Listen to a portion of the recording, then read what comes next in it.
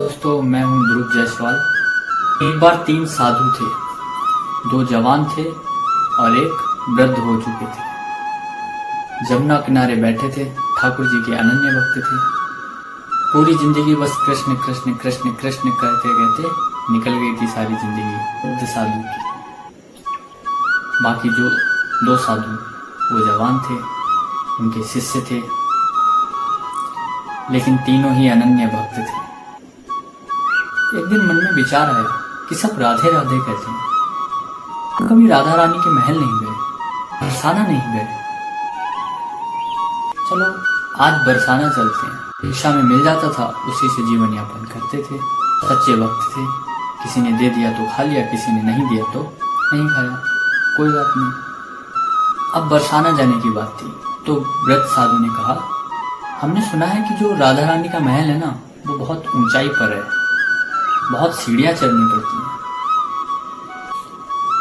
और मेरे अंदर इतनी हिम्मत नहीं है कि मैं इतनी सीढ़ियां चढ़कर इतने ऊपर जाऊं।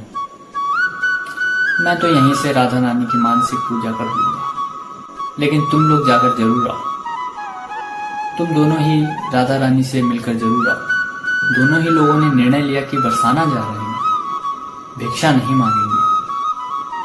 भिक्षा इसलिए नहीं मांगेंगे क्योंकि वो तो राधा रानी का घर है, वहाँ तो राधा रानी का महल है, और हम तो ठाकुर जी के भक्त हैं। तो दोनों साधु बरसाना की तरफ चल पड़े।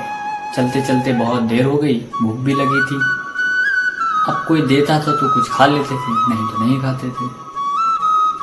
तो पहले साधु ने दूसरे से कहा कि भूख लगी है, क्या करें, किसी से मांगे? तो दूसरे ने कहा, नहीं, अरे हम ठाकुर जी के यहाँ से आए हैं, राधा रानी के मेहमान हैं, राधा रानी खुद इंतजाम करेंगी, हम क्यों मांगे किसी से, हम तो मेहमान हैं ना। तो चलो राधा रानी से मिलते हैं, देखते हैं क्या होता है। राधा रानी के महल के पास पहुंचे, सीढ़ियाँ चढ़ी, थक गए। ऊपर पहुंचकर राधा रानी के दर्शन करे। भूख जोरों की लगी थी, लेकिन कहीं कुछ मिला ही नहीं, और किसी ने कुछ दिया भी नहीं। राधा रानी के दर्शन से ही तृप्त हो गए, मन प्रसन्न हो गया, आनंद आ गया। पहली बार राधा रानी को देखा।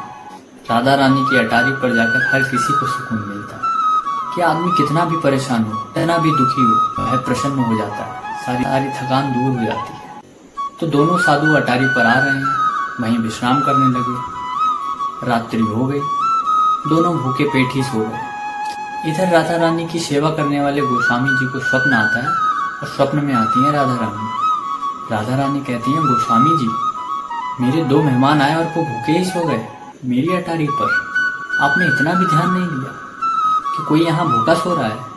तो गोस्वामी जी ने क्षमा मांगी। गोस्वामी जी ने पूछा कि राधा रानी, मुझे तो पता ही नहीं। राधा रानी ने कहा, जाओ उन्हें भोजन कराओ, मेरी अटारी पर सो रहे हैं, भूखे पेट सो रहे हैं। गोस्वामी जी हड़बड़ाकर उठे और अटारी पर देखा कि 2 स्वामी सो रहे हैं। दोनों साधुओं को उठाया और कहा, मैं क्षमा चाहता हूँ, आप राधा रानी के मेहमान हैं। तो साधुओं ने कहा, नहीं, ऐसा तो कुछ नहीं है, आए हैं दर्शन करने, थक गए हैं, कल सुबह वापस जाएंगे। तो गोस्वामी जी ने कहा, आपने कुछ खाया नहीं है, आप आराम से बैठे, मैं भोजन की व्यवस्था करता हूँ, मैं भोजन लेकर आता हूँ। और गोस्वामी जी भंडारे में गए, प्रसाद लेकर आए। जो भोग का प्रसाद था वो ला करके दोनों साधुओं को दिया। साधुओं ने भोजन किया, आत्मा तृप्त हो गई, मन प्रसन्न हो गया। दोनों ही साधु राधे राधे बोलने लगे। गोस्वामी जी को राधे राधे किया।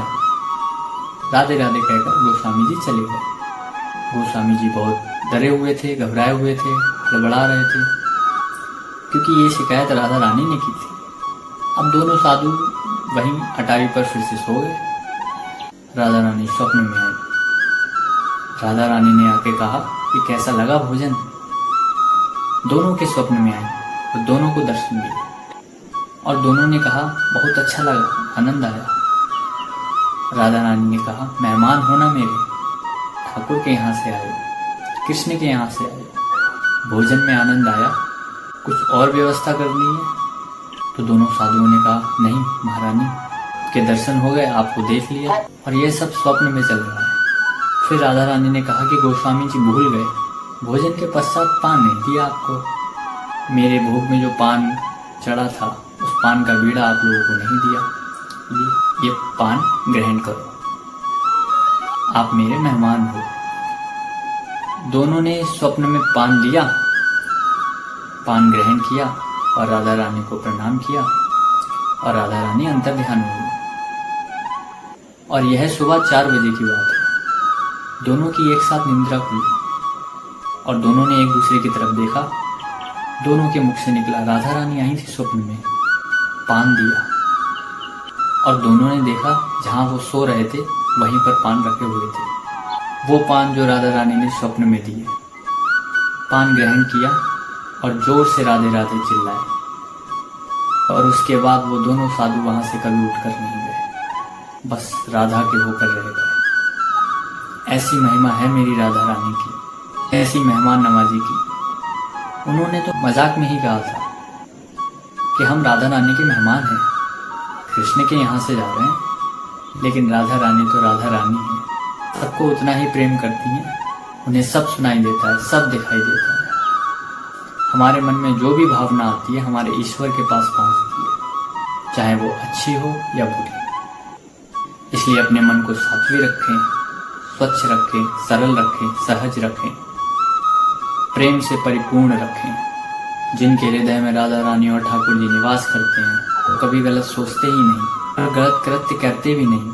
हमेशा अच्छा ही सोचे, अच्छी भावना रखें। यकीन मानना, जब भी आप सहज भाव से, सरल भाव से, बिना शंका किए कुछ भी ईश्वर से मांगेंगे, कुछ भी उनसे कहेंगे, अवश्य सुनेंगे, अवश्य देंगे। कोई भी समस्या आपके लिए बड़ी हो सकती है, लेकिन कोई भी समस्या ईश्वर के लिए बड़ी नहीं होगी। उनके लिए वो पल भर का काम है, लेकिन आपका विश्वास होना चाहिए, शंका नहीं होनी चाहिए। और यकीन मानना, जो लोग ये कहते हैं कि मेरा कुछ हो नहीं रहा है, वह हमेशा शंका करते हैं। जो लोग यह कहते हैं कि मैं बहुत दुखी हूँ, वह शंका करते हैं। और जिन्हें विश्वास होता है उन्हें यह लगता है कि मेरा ईश्वर हमेशा मेरे साथ है, तो भला मैं दुखी हो भी कैसे सकता हूँ। तो इसलिए यह शब्द कभी भी अपने मुख से मत निकालिए कि मैं दुखी हूँ। विश्वास रखिए, सब कुछ बेहतर होगा, सब कुछ अच्छा होगा। ईश्वर आपकी बात सुनते हैं, आपके साथ रहते हैं।